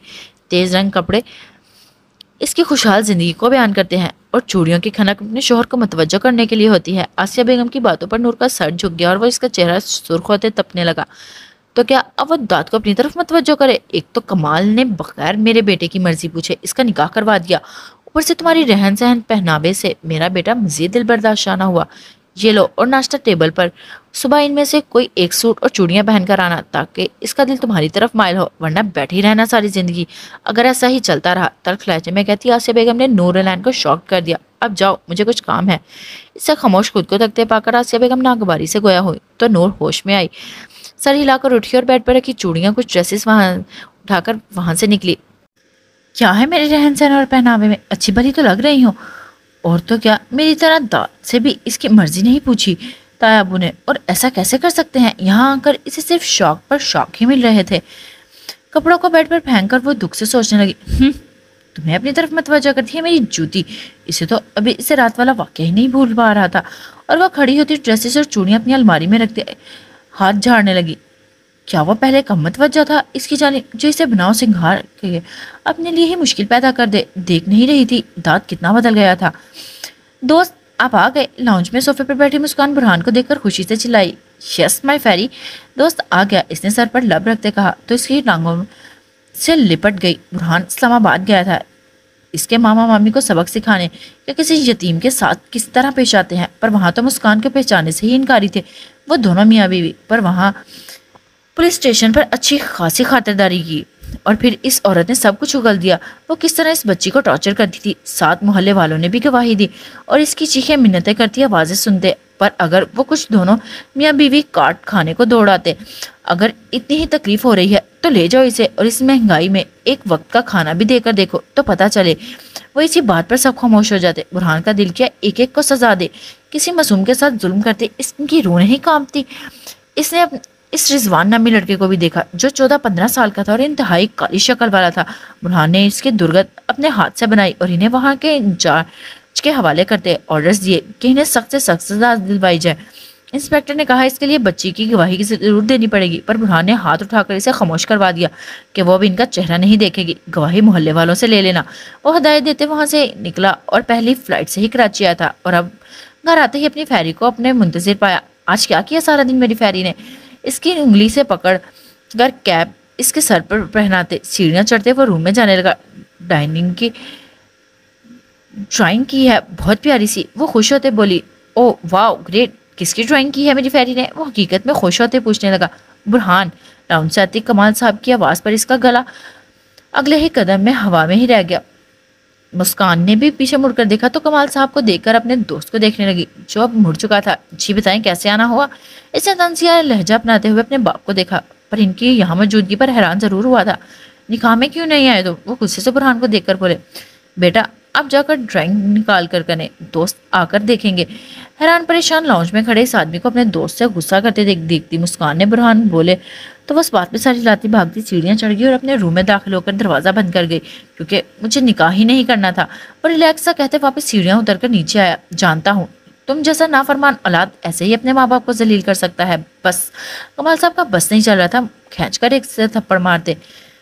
اور ایسے ماں باپ کے بارے میں کیا رہا ہے جو ایک بھتیجی کو اس حیوان کے حوالے کر دیا اور دوسری کو ہارٹ اٹیک کے بہانے قربانی کی گائے سمجھ کر اپنے نافرمان بیٹے سے باندھا جا رہا تھا، صرف 2 ٹکے کے ریسٹورنٹ کے لیے۔ وہ تلخ لہجے میں کمال صاحب کو دیکھتے ہوئے پوچھنے لگا، بس؟ کمال صاحب آپس سے باہر ہو کر دھڑے تو برہان ہنس پڑا، بس کہاں کی؟ آپ نے عرض کریں پھر کس کی لوٹنے کا پلان بنایا ہے؟ ایک سے تو اب کے چھوٹے بیٹے نے نکاح کر لیا، دوسرا بھی ہے، بتائیں پھر کسے بیوقوف بنانا ہے؟ آپ حکم کریں۔ ان کی سرخ رنگت کو دیکھتے ہوئے برہان نے مسکراتے زہریلا تیر پھینکا، تم حد سے بڑھ رہے ہو ایس پی برہان۔ پھولی سانسوں کو بحال کرتے وہ مزید غصہ نہ کر سکے اور صوفے پر بیٹھ کر بولے، ابو۔ برہان گھبرایا ہوا پانی کا گلاس بھر کر ان کے پاس آیا، دور کرو اسے، نہیں چاہیے دکھاوے کی فکر مندی۔ ہاتھ مار کر گلاس کو پھینکتے انہوں نے غصے سے برہان کو فکر مند چہرے کو دیکھا، ہاں ہے دکھاوا، اب پانی لائیں۔ برہان نے ان کی زحمت کو نظر انداز کرتے کمال صاحب کے لبوں سے پانی لگا لیا۔ چاروں ناچاری نے پینا پڑا۔ کیسے آنا ہوا آپ کا اپنے مرے ہوئے بیٹے کے در پر؟ وہ چاہ کر بھی گلا کیسے بنانا پا رہا تھا۔ بکواس بند کرو، کمال صاحب کے دل کو جیسے کسی نے مٹھی میں جگڑ لیا ہو۔ سنا ہے ایس پی نے یتیم خانہ کھولا ہوا ہے؟ کمال صاحب کے طنزیہ اس نے تعصب سے دیکھا، سنا ہے تو ٹھیک ہی سنا ہوگا۔ اس نے لاپرواہی سے کندھا چکا کر کہا، واپس بھیجو اسے اپنے خاندان میں اور واپس آؤ گھر۔ حکمیہ لہجے میں وہ بولے تو برہان نے مسکرا کر دیکھا، اس کا گھر وہاں ہوگا جہاں میرا ہوگا۔ برہان نے سکون سے کہا، پرایا بوجھ تم اپنے سر پر کیسے ڈال سکتے ہو برہان؟ بے وقوفی مت کرو، ابھی بھی وقت ہے، اسے واپس بھیج دو۔ کل کلاں تمہاری بیوی آئے گی، تمہاری اولاد ہوگی تو کیا کرو گے؟ وہ کیا برداشت کرے گی؟ ایسے تمہاری اولاد برداشت کرے گی؟ سوچ سمجھ کر فیصلہ کرو۔ کمال صاحب نے سخت آواز غصے سے کہا، اس نالائق اولاد پر پہلی بات تو سب سے زیادہ اسی کا ہوگا مجھ پر، اور دوسری بات میری بیوی کوئی معمولی دل کی مالک نہیں ہوگی، اس کا دل بڑا ہوگا، رحم والا۔ تیسری بات پہلی اولاد ہی میری یہ ہے جو مجھے اللہ کی طرف سے میرے اکیلے ویران پلوں میں رحمت بنا کر ملی ہے، تو وہ کیسے برداشت نہیں کرے گی اپنی بڑی بہن کو؟ برہان مسکراتا روم میں بند دروازے کو دیکھ کر بولا تو کمال صاحب لب بھیج کر آ گئے، یہ تمہیں وقت بتائے گا، جب پچھتاؤ گے تم تب میری باتیں یاد آئیں گی۔ بہرحال یہ 3 کروڑ رکھو اور گھر واپس آؤ، میری باتوں کو بڑا غور کرنا۔ برہان کے کندھے پر ہاتھ رکھتے وہ کہتے اٹھے اور وہاں سے جیسے آئے تھے ویسے ہی چلے گئے، برہان کو شوق چھوڑ کر۔ اس کی نظر سامنے رکھے بڑے سے بلیک رنگ کے بیگ پر تھی جہاں اورولین کی آزادی کی چابی موجود تھی۔ وہ چاہتا تو 3 کروڑ حاصل کرنا اس کے لیے کوئی بڑی بات نہیں تھی، پر وہ حرام سے ڈرتا تھا۔ اپنے چچا کی ہدایت پر عمل کرتے آج تک اپنی سیلری پیکج کے علاوہ کسی سے بھی پھوٹی کوڑی نہیں لی تھی، نہ ہی اس نے کسی کو لینے دی تھی۔ وہ اٹھا کر بیگ کو اٹھاتے سیڑھیاں چڑھنے لگا، اسے روم میں سائڈ ٹیبل پر رکھتے وہ اپنی فیری کو دیکھنے لگا، جانے لگا۔ ایس ایچ او رحمان علی کو کال کرنے لگا، بولو رحمان۔ ایس ایچ او اس کے اچھے تعلقات تھے، دونوں اچھے کلاس والوں رہ چکے تھے۔ سر رئیس زمان آپ سے ملنا چاہتا ہے، صبح سے تیسری بار کال آ چکی ہے، کیوں خیریت؟ برہان جانتا تھا اسے، وہ کئی ملکوں میں مشہور بزنس مین تھا، ایسی کوئی مشکوک بات سامنے نہیں آئی جس میں رئیس زمان کا ذکر ہو، پھر پتہ نہیں کیوں ملنے کی خواہش مند ظاہر کر رہا ہے۔ ایس ایچ او خود الجھا ہوا تھا، ٹھیک ہے دیکھتے ہیں اس رئیس سے مل کر بھی، اس سے ہمیں بھرتے کہا اور کال ڈسکنیکٹ کر دی اور چینج کر کے مسکان کے روم کی طرف ہے۔ فیری برہان مسکراتا نوک کر کے روم میں داخل ہوا، اس کی تلاش میں نظریں گھمائی پر وہ کہیں نہیں ملی، البتہ مدھم سسکیوں کی آوازیں آ رہی تھی۔ وہ چلتا ہوا بیڈ کے قریب آیا، پھر اس کی سائڈ پر دیکھا تو ایک کونے میں دبکی گھٹنوں میں منہ چھپا کر ہو رہی تھی، اس کا کمزور جسم ہچکیوں میں لرز رہا تھا۔ فیری، وہ پریشان سا یکدم بھاگ کر اس کے پاس بیٹھا۔ کیا ہوا فیری کو چوٹ لگی ہے کہیں؟ اس کے ہاتھ منہ دیکھتے ہوئے پریشان سا آنسوؤں سے بھیگا ہوا چہرہ دیکھنے لگا۔ وہ سو سو کرتی نفی میں سر ہلانے لگی۔ تو ڈر لگ رہا ہے؟ اس کا چہرہ صاف کرتے وہ محبت سے پوچھنے لگا۔ تو مسکان اس بات میں سر ہلا کر اس سے لپٹ گئی۔ او، وہ دوست آپ کو وہ انکل مارنے آئے تھے؟ اس نے آپ پر غصہ کیا، آپ کو مارا بھی ہوگا؟ اس کی گال پر اپنے چھوٹے سے ہاتھ رکھتی وہ پوچھ رہی تھی۔ نہیں مارا میر جان، وہ آپ کے دوست کے بابا ہیں، وہ صرف کچھ غصہ تھے کیونکہ اب دوست انہیں تنگ کرتے ہیں نا، بس اور کچھ نہیں، وہ مجھے نہیں مار رہے۔ اب آپ رونا بند کرو شاباش۔ اسے اوپر اٹھا کر وہ پیار سے بولا۔ مسکان اپنی بھیگے رخسار صاف کرتی اسے دیکھنے لگی۔ سچی وہ آپ کے بابا ہے؟ وہ خوش ہوتی بولی، البتہ کبھی کبھی درمیان میں ہچکیاں آ رہی تھی۔ مچی میری جان، برہان نے اسے بیڈ پر بٹھایا اور خود نیچے گھٹنوں کے بل بیٹھ کر شفقت سے بولا، اب جلدی سے دکھاؤ اپنے دوست کو فرسٹ ڈرائنگ۔ اس کا ہاتھ پکڑ کر وہ بولا تو مسکان سر ہلاتے جلدی سے بیڈ سے اٹھی اور اسٹڈی ٹیبل سے ڈرائنگ کی بک لے کر اس کے سامنے واپس بیٹھی۔ اپنے گھٹنوں پر بک رکھ کر اسے مسکراتی دیکھتی بک کھولنے لگی۔ کیسی لگی؟ اپنی چھوٹی سی ہتھیلی اپنے گال پر ٹکا کر وہ برہان کے چہرے کو دیکھنے لگی اور برہان ڈرائنگ میں روتی بچی کے پاس بیٹھے ہوئے اس آدمی کو دیکھنے لگا۔ ڈرائنگ تو معصوم بچی کی تھی پر بہت پیاری تھی، بہت زیادہ خوبصورت، پر یہ رو کیوں رہی ہے؟ اس نے بچی کی جانب اشارہ کرتے پوچھا۔ رو نہیں رہی دوست، اللہ کا شکریہ ادا کر رہی ہے، انہوں نے اسے اتنا پیارا دوست دیا نا، بالکل اپنے بابا جیسے پیار کرنے والا۔ وہ مسکراتی اس کی تصویر میں آدمی کے اوپر ہاتھ پھیرتی برہان کو دیکھنے لگی۔ پھر تو اس دوست کو بھی رونا چاہیے، اس اللہ نے اتنی پیاری فیری دی ہے۔ برہان نے کہتے ہوئے اس کے ہاتھوں پر بوسہ دے کر وہ مسکرا دی۔ بہت خوبصورت ڈرائنگ کی ہے، اس کی پہلی بار ڈرائنگ پر گفٹ تو بنتا ہے دوست کی طرف سے۔ برہان نے مسکراتے جیب سے چاکلیٹ نکالا اور اس کے سامنے کیا۔ مسکان کی کھلاتی اس کے ہاتھ سے اچک گئی۔ ہاں ضرور دینا چاہیے، اس نے شرارت سے آنکھیں گھمائی۔ فریش ہو کر وہ آئینے کے سامنے کھڑی بالوں میں برش کرنے کے بعد اب چوٹی بنا رہی تھی اور دروازہ نوک ہوا۔ اسے لگا ملازمہ ناشتے کا کہنے آئی ہے، پر اندر داخل ہوئی تو آسیہ بیگم کو دیکھ کر ٹھٹک کر مڑی۔ تائی امی کوئی کام تھا؟ صبح صبح انہیں اپنے روم میں دیکھ کر نور حیران ہوئی اور شوق بھی۔ وہ پہلی بار اس کے روم میں آئی تھی سوائے نکاح والے دن کے۔ میں نے تمہیں جو سوٹ اور چوڑیاں دی تھی وہ کہاں ہے نور العین؟ تم نے پہنی نہیں؟ انہوں نے نور العین کے سادہ کپڑوں کو دیکھ کر کچھ سختی سے پوچھا اور وہ گڑبڑا گئی۔ تائی امی وہ میں کہہ رہی تھی ابھی کیا ضرورت ہے ان کی، یہ سب تو شادی کے بعد پہننے ہیں۔ وہ جھجک کر نظریں جھکا کر منمنائی۔ دیکھو نور، ابھی پہنو گی تبھی ہی عادت پڑے گی، اور شادی تو ہو گئی ہے، اب صرف رخصتی ہونی ہے، اور وہ تب ہوگی نا جب تم میں داد اپنا اچھا ہمسفر دیکھے گا۔ شاباش نکالو، صرف چوڑیاں ہی پہن لو۔ وہ کچھ اس طرح نرمی سے بولی۔ نور نہ چاہتے ہوئے بھی مزید بحث سے بچ کر الماری سے وہ سب نکالنے لگی، اپنے کپڑوں کے میچ کچھ اسکائی بلو چوڑیاں اور اپنی دودھیا کلائی میں پہننے لگی۔ مجھے معلوم تھا تم ایسے ہی منہ اٹھا کر آنے والی تھی، تبھی دیکھنے آ گئی کہ اب جلدی سے آؤ، سب انتظار کر رہے ہیں۔ اس نے ایک نظر ڈال کر اس پر کمال صاحب کی ہدایت کو نظر انداز کرتی نور العین سے نرمی بڑھتی تو پر وہ چاہ کر بھی اپنے لہجے میں ناگواری اور ضبط نہ کر پا رہی تھی۔ آسیہ بیگم چلی گئی اور نور خاموشی سے اس آئینے میں دیکھنے لگی۔ ظاہر ہے جن کے ماں باپ نہیں ہوں گے ان پر تو ایسے ہی حکم چلایا جائے گا جیسے کوئی غلام ہو ان کی، سوچتی آسیہ بیگم پیچھے ہی روم سے نکلی۔ سوچوں میں گم وہ جا ہی رہی تھی کہ پیچھے سے دروازہ کھلنے کی آواز پر ذرا سی پلٹی اور دانت کے روم سے اسے وائٹ شرٹ اور بلیک پینٹ ٹائی ناٹ ٹھیک کرتے اپنے آفس بیگ میں تھامے، دوسرے ہاتھ میں بازو بلیک کوٹ ڈالے، بالوں کو خوبصورتی سے سیٹ کیے وہ نور العین کی دھڑکنوں کی رفتار تیز کر گیا۔ وہ جو پلٹ کر اسے دیکھ رہی تھی وہی ساکت کھڑی رہ گئی۔ دانت اپنی گہری کالی آنکھوں سمیت مسکراتا بالکل اس کے سامنے کھڑا ہو گیا۔ نور العین کو سر اٹھا کر دیکھنا پڑا۔ نظر لگانے کا ارادہ اسکائی بلو سوٹ میں اس کے دمکتے چہرے کو دیکھ کر وہ آگے پیچھے دیکھتا بولا، بکواس بند کرو، شکل دیکھی ہے نظر لگنے کی۔ اس کی آواز پر ہوش میں آتے وہ اپنی جھنپ مٹانے کے لیے جھٹک کر مڑی، پر اگلے ہی پل اس کے قدم جب تھمے پیچھے سے داد نے اس کا ہاتھ پکڑ لیا۔ وہ دھڑکتے دل سے ساتھ گھبراہٹ کو چھپاتی مصنوعی غصہ چہرے پر سجاتی مڑی۔ کیا بدتمیزی ہے صبح صبح! ہاتھ کو چھڑوانے کی کوشش کرتے وہ نیچی آواز میں بولی، میں تمہارے پاس ہی آنے والا تھا۔ نور کی آنکھیں پھیل گئی۔ کیوں؟ بے ساختہ ہی منہ سے نکلا، ٹائی ٹھیک سے باندھ دو، مجھ سے نہیں ٹھیک ہو رہی۔ آفس بیگ نیچے رکھتے ایک نظر ریلنگ سے نیچے جھکا، شاید آسیہ بیگم کچن اور کمال صاحب ابھی باہر نہیں نکلے تھے۔ کیا بکواس ہے، پہلے کون باندھتا تھا؟ جواب نہیں بند رہی۔ نور اس کے ارادے سمجھ چکی تھی تنگ کرنے کے لیے، تبھی ہاتھ چھڑوا کر بولی، تم باندھ رہی ہو یا میں نیچے سب کے سامنے کہوں؟ وہ دھمکی دینے لگا، کچھ فاصلے پر نور کے پاؤں ٹھٹک کر رکے۔ داد ریلنگ سے دور ہو کر روم کی دیوار سے ٹیک لگا کر کھڑا ہوا۔ تم ایسے نہیں کر سکتے، وہ جیسے بتانے لگی۔ کہ تم مجھے شرمندہ نہیں کر سکتے. میں سب کچھ کر سکتا ہوں میری بونی. گلے میں پھنسی پھانسی کی طرح پھنسی ٹائی ناٹ کو بار بار ٹھیک کرتے. وہ بولا تو نور کو اپنے حال پر رحم آ گیا. وہ پاؤں پیر پٹکتی اس کے پاس آئی. تم بڑے کمینے انسان ہو داد. وہ اس کے سامنے آتی بھرائی آواز میں بولی تو اس نے سر کو خم دیا. تعریف کے لیے شکریہ. وہ ڈھیٹ تھا, وہ جانتی تھی, پر اتنا بڑا کمینہ ہوگا وہ نہیں جانتی تھی. میں پہنچ پا رہی ہوں تمہارے گلے تک. اس کا سر سینے تک پہنچ پا رہا تھا. تبھی کچھ غصے اور کچھ شرم سے وہ دانت پیستی بولی کوشش کرو, پاؤں اوپر کرو اور ہاتھ بلند. شرارتی نظروں سے دیکھتے کہا مطلب باز نہیں آنے والا تھا. دونوں نے اس کے سینے پر مکے مارتے ٹائی کو پکڑ کر نیچے کیا. ظالم دانت کرا اٹھا اور نورالعین جھکی نظروں سے اس کی ٹائی ٹھیک سے باندھنے لگی. البتہ اس کی پلکیں لرز رہی تھی اور چوڑیوں کی کھنک سے دانت کی سوچوں کو اس نے جگڑ لیا. اس نے اپنی ایک انگلی اس کی دودھیا کلائی میں چوڑیاں پھیری اور نور کام کر رہ گئی. کیا ارادہ ہے؟ رخصتی کے بارے میں سوچیں. اس کی کمر پر ہاتھ رکھتے اس کے قریب ذرا سا کرتے سرگوشی میں پوچھا. نور کے سارے جسم میں سنسنی پھیل گئی. اسے اپنی نظریں اٹھائی تو سامنے کالی بری آنکھوں سے ٹکرائیں. ہو گیا. وہ اس جھٹکے سے دور ہوتے ہکلا کر بولی. بغیر اس کی طرف دیکھے وہاں سے بھاگ گئی. داد نے مسکراتی نظروں سے اس کا آخر تک پیچھا کیا جب تک وہ سیڑھیاں اترتی نظروں سے اوجھل نہ ہو گئی. تیاری کر لے میرے بچے, ہنس کر کہتے اس نے اپنی ٹائی کو دیکھا تو آنکھیں پھیل گئیں. پوری ٹائی کو اس کے گلے میں لپیٹ کر باندھ دی گئی تھی اور اسے معلوم ہی نہ ہوا. وہ نسوانی کھنکدار کہنے کے پر اس نے دیکھا تو وہ ذرا سا سر نکال کر اسے دیکھ کر اس کی حالت پر ہنس رہی تھی. بچ کر کہاں جاؤ گی میری بونی؟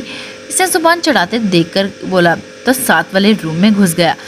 نورالعین ہنستی وہاں سے چلی گئی.